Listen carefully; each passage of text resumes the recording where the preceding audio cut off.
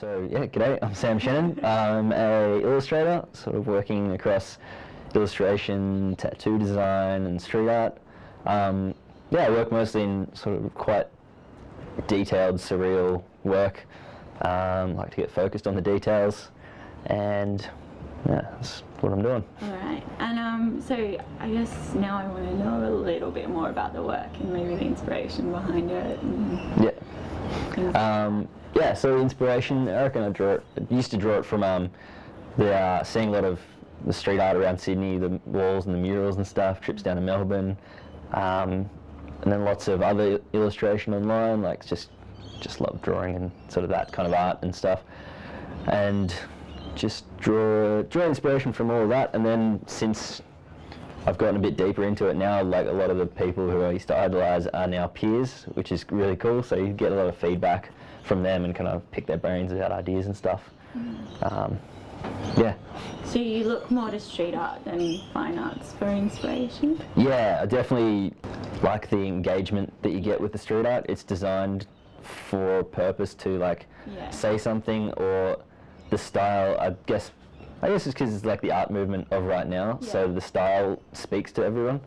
Does the ephemeral nature of it play a part in your work too? More just in that it came from that graffiti background, so it's got that real bold graphic style. I really like the sort of thick, heavy lines, and that way of working with the colours just really appealed. Not so much the graffiti aspect of it, but the line work and the style that they take. Are there any fine artists that have influenced you at all? You look to?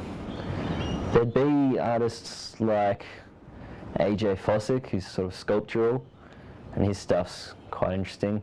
There's, I mean, all of the artists on the Juxtaposed blog, they're mostly fine artists, and their stuff's all phenomenal, really weird, quirky, amazing, like real craftsmen in their different media. In terms of subject, it sort of looks like they're weird creatures and things like that. Is that sort of main content? It's sort of like the process of creating the work. It's more like kind of tracing a mirage. So the thing doesn't really exist until you look at it. So it's like lots of the time it's just you start and then just basically like doodling or like just drawing lines and enjoying the creation of the process of creating, and then eventually something sort of, it kind of looks like something, and it's like snaps, and then you flesh it out and it sort of grows into something. A bit like a design process where you sketch and ideate and then you come up with a character or final image. Yeah, so there's, I mean, I have my like 100% personal work, which sort of operates like that, but then when you're working with a client, you tend to work towards what they've seen you do. So your style, you kind of get locked into what people see you do. And I guess you've talked a little bit about your process, but can you go into it a bit deeper? Yeah, usually there's an element of trying to create something that doesn't exist. So trying to put things together that wouldn't normally go together, or purely trying to create something that people can engage with. But it's like that I've created something out of my mind and it translates through me onto paper, and all it is lines on a paper, but when the other person looks at it, they can interpret it and see something that through, like, their brain scans through their memories to find something that looks familiar. So you're kind of playing on the subjective nature of art and that people bring to it their own context. Yeah, so there's like, I put lots of things in so double views, so you can see things. If you look at it this way, it's something, and then you look at it like a different direction, it's kind of something different. A bit of optical illusion. Yeah, a bit of optical illusion, a bit of like user defined, like however you want to look at it, it's what it is. And you studied design. Why was there a move more towards illustration and that side of things? Yeah, the move away was I didn't like the design felt like just working a machine, like push this here, pull that there. It felt very mechanical. Whereas illustration's definitely far more free-flowing. You might be answering a brief in a similar way, but the process and the options you've got for it are really way more flexible. and you still get the resistance of working within the context of a brief. So you've got creative limits, which gives you more options. So what's your favourite medium? Favourite sort of... Favourite medium, definitely ink. Ink on paper. Okay. I love the control. Yeah. A pen, not a brush, because they can get stuffed.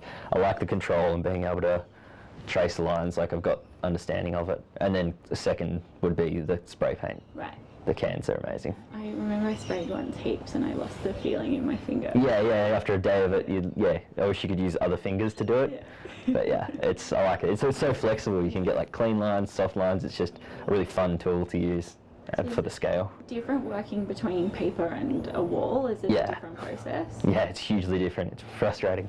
So in paper and the digital illustration, I start with the black outline, scan it in, and then can Photoshop colour behind, or use watercolours, and all the colour goes beneath the black lines. And because the process of creation is really organic in that way, doing it on walls is really frustrating because you've got to start with, the image is basically got to be figured out to start with, and you start with the base coats and build your way to the top. So the whole process is completely flipped upside down. So I'm really still like finding my feet with the paint and how to like use the medium to my advantage.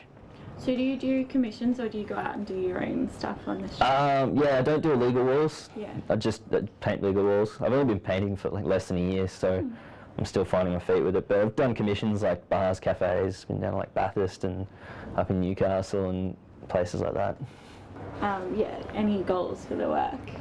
Yeah, definitely. I've got, for the illustration side of it, I've got more of I'd love to do a snowboard design. And then in the sort of poster, music, scene related industries as well for the illustration. And then with the street art, just to go bigger. Yeah. Just bigger walls, like huge murals, like finding the difference between the really detailed ink work and the spray paint. I just like need to go bigger to do what I want to do. And what's the sort of current high point since you've been out illustrating? Yeah, it's been some good highlights. It's only been really a year and a bit since I had a red hot go at it. But before that, I was just a student.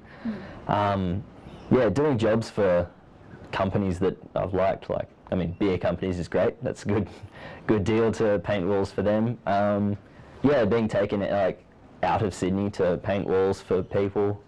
Yeah, commissioned places for like people's homes. Yeah, doing an album cover at the moment. That's pretty cool. Oh yeah. Yeah, really digging that project. For can you say who it's for? Oh yeah, like it's some dudes from up in Byron, Angus Hawkey and Slugcats. It's working on something for their new album. I think it's Free Dillers. But yeah, it's good fun. Like giving creative freedom to just do it. Like just do what you need to do. So it's different working with someone like that or that kind of medium than something a bit more corporate.